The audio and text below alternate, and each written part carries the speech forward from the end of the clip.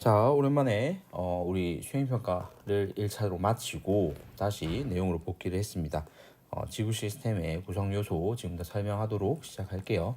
오늘도 역시나 마찬가지 이렇게 개념 강의 하나, 그리고 뒤에 있는 문제 강의 하나 이렇게 따로따로 올라갈 테니까요. 여러분들 배운 내용들 정리 한번 하시고요. 자, 하나씩 보겠습니다. 지구 시스템의 구성 요소를 총 5개로 나눠서 보고 있었죠. 첫 번째, 암석과 토양으로 이루어진 지구의 겉부분과 그리고 지구 내부 전체를 통틀어서 우리는 직권이라고 얘기를 합니다. 자, 그리고 해수, 빙하, 지하수, 강과 호수 등 지구에 분포하는 물들을 통틀어서 우리는 수권이라고 얘기하고요. 지구를 둘러싸고 있는 대기가 분포하는 영역을 우리는 기권이라고 얘기하고요. 이런 기권은 수증기를 포함합니다. 수증기는 사실 따지고 보면 물이긴 하지만 물의 기체 상태이기 때문에 우리가 기권에 포함을 하고 있습니다. 그리고 4번, 지구의 모든 생명체와 아직 분해되지 않은 유기물을 우리는 생물권이라고 하고요. 지구를 둘러싸고 있는 기권의 바깥 영역을 외권이라고 합니다. 이렇게 총 5개의 권으로 나눠지고요. 하나씩 알아볼 건데 지권, 해수, 그리고 해수 즉 수권을 얘기하는 거죠. 그리고 기권까지 총 3가지 이 권들은 우리가 층상 구조에 좀 집중해서 보도록 하겠습니다.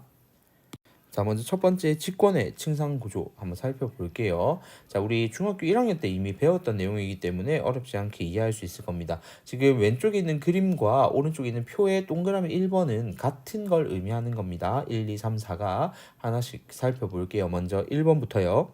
자, 지구의 가장 겉부분을 얘기하는 거죠. 여기를 우리는 지각이라고 얘기하고요. 규산염 물질, 우리 앞에서 배웠던 이 규산염 물질로 이루어져 있으며 고체 상태로 존재합니다. 그리고 대륙 지각, 해양 지각 이렇게 나눠서 보고요. 그리고 두 번째는요, 지각 바로 아랫부분에 있는 멘틀입니다.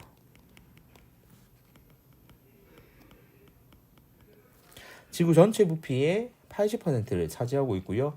고체이긴 하지만 단단하게 고정되어 있는 형태는 아닙니다. 유동성이 있기 때문에 대류 현상이 일어날 수 있게 하는 곳이 바로 멘틀이라는 점. 그래서 유동성이라는 단어는 항상 좀 기억을 해 두셔야 돼요. 자, 그리고 세 번째, 자, 외핵입니다. 핵을 총 2개로 나눠서 볼 건데요. 외핵이고요. 철과 니켈 등의 무거운 물질들로 이루어져 있어서 밀도가 굉장히 크고요. 그리고 액체 상태로 존재하고 있습니다. 이 액체 상태로 추정하는 이유는 지진파가 통과하지 못하는 걸 가지고 추정을 하고 있고요. 이 철과 니켈의 대류가 일어나기 때문에 지구의 자기장이 형성된다라고 얘기하고 있습니다. 그리고 네 번째, 내핵입니다. 자, 철과 니켈 등 무거운 물질로 이루어져 있고 동일하게 외핵과 같이, 그리고 고체 상태라는 점이 좀 차이가 있죠. 자, 오히려 지금 외핵보다도 더 온도가 높을 텐데 왜 이 내핵이 고체 상태로 존재하냐면요. 외핵보다 온도는 물론 더 높아요. 중심부에 있을수록 그렇긴 한데 그만큼 압력도 더 크기 때문에 고체 상태로 존재하게 됩니다. 자, 이렇게 총 4가지의 층으로 나눠져 있기 때문에 여러분들 이 4가지의 특징과 그리고 명칭들 잘 기억해 두시길 바라고요. 이어서 해수의 층상 구조로 넘어가 보겠습니다. 자, 해수의 층상 구조는요, 총 3개의 층으로 나눠질 겁니다. 위에서부터 똑같이 역시나 1, 2, 3, 4 순서대로 갈 거니까요. 1번부터 한번 살펴볼게요. 가장 우리가 공기층과 접해 있는 곳이 바로 1번이죠. 혼합층이라고 얘기합니다. 혼합층이라고 얘기하고요. 태양 복사 에너지를 흡수하고 그렇기 때문에 수온이 3개 층 중에서는 가장 높은 곳이 바로 이 혼합층이고요. 바람의 혼합작용으로 인해서 깊이에 따른 수온은 일정한 편입니다. 여기 보면 일정하게 지금 온도가 유지되고 있는 거 보이죠? 자, 이건 바람의 세기가 강할수록 섞어주는 깊이 자체가 깊어질 거기 때문에 두께가 두꺼워진다는 점을 기억해 두셔야 되고요. 만약 보기 문장이나 이런 곳에서 바람의 세기가 강할수록 혼합층의 두께가 두꺼워진다 하면 옳은 문장이 되는 겁니다. 자, 그다음 두 번째, 자, 수온 약층이라고 얘기하고요.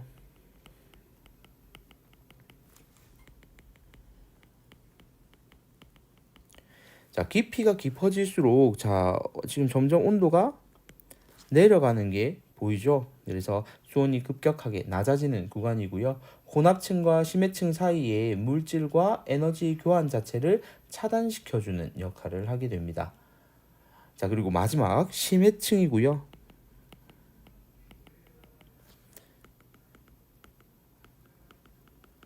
자, 수온이 일단 낮죠. 가장 지금 세 개 층 중에서는 가장 낮고요.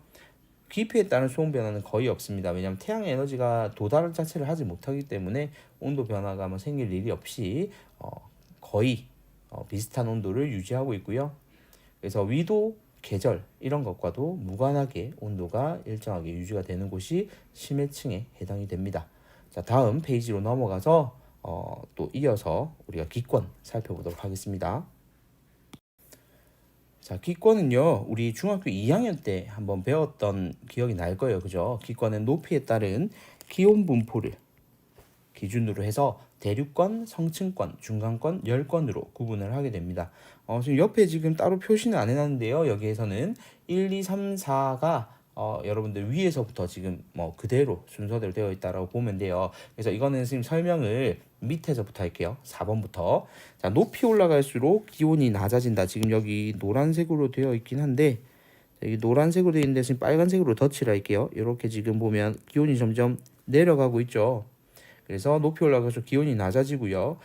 위에가 온도가 낮고 그리고 아래가 온도가 높다 보니까 대류 현상이 일어나고요. 이런 대류 현상이 일어나면서 기상 현상, 즉 구름이 생기고 비가 내리고 하는 이런 기상 현상들이 일어나는 구간을 우리는 대류권이라고 얘기합니다. 자, 그다음 3번으로 가서요. 자, 이번에는 높이 올라갈수록 자, 일정한 온도가 지금 유지되다가 높이 올라갈수록 온도가 다시 올라가고 있습니다. 자, 높이 올라갈수록 기온이 높아지고 있는 특징이 보이죠. 여기도 특징적인 게 하나 있는데 바로 거기 보면 오존층이라고 적혀 있죠.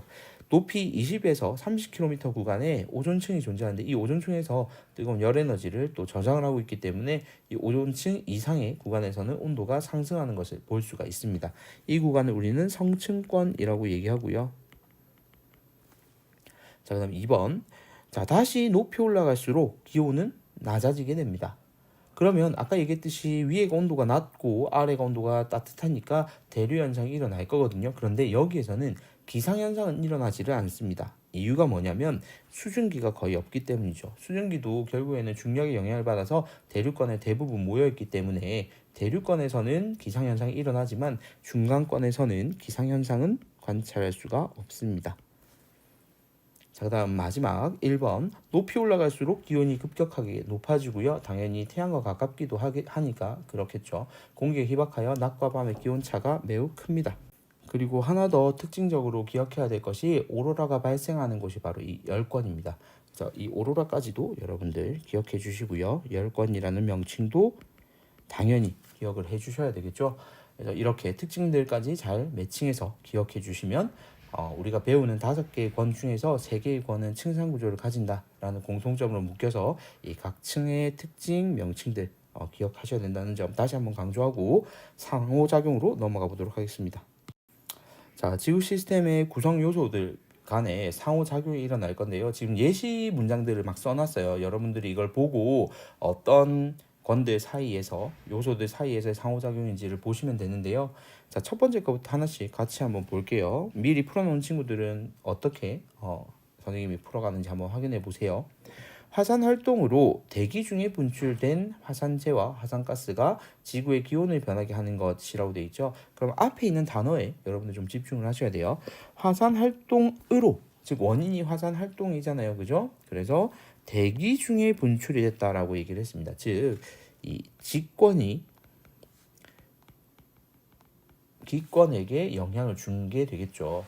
물론 이 기권이 또 영향을 받고 지권에게도 영향을 줄 거니까 상호작용이니까 화살표를 양쪽으로 해놓은 겁니다.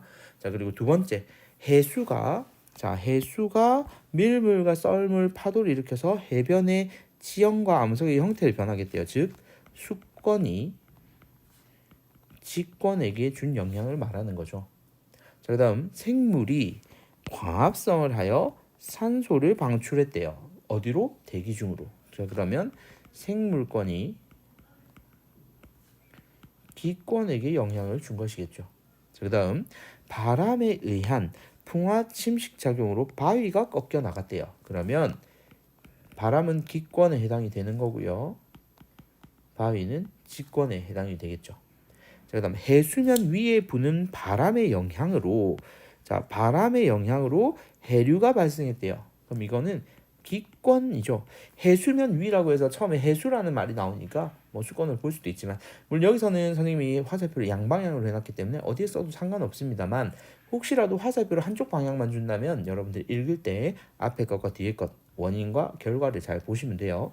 기권이 수권에게. 자, 그다음 사막에서 모래가 바람에 날려 상층의 기류를 타고 이동하면서 황사가 발생했대요. 자, 모래가 바람에 날려서 자, 그래서 이것도 기권이 직권에게 준 영향으로 볼 수 있는 거죠. 물론 직권도 기권에 영향을 주겠지만요. 자, 그리고 해저의 급격한 지각 변동에 의해 즉 지각 변동이 여기에서는 원인이 되는 겁니다. 그리고 지진 해일 그러면 직권이 수권에게 주는 영향입니다.